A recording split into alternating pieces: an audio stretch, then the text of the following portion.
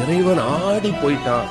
ஞானிகளாலும் கண்டுகொள்ள முடியாத என்னை மகனே நீ எப்படிப்பா கண்டுகொண்டாயின்னா அந்த ஏழை சொன்னா, இந்த ஊர்ல யாருமே என்ன மனுஷனா பார்க்க மாட்டாங்க ஐயா, என்ன பார்த்தா 100 அடி தள்ளி போயிடுவாங்க.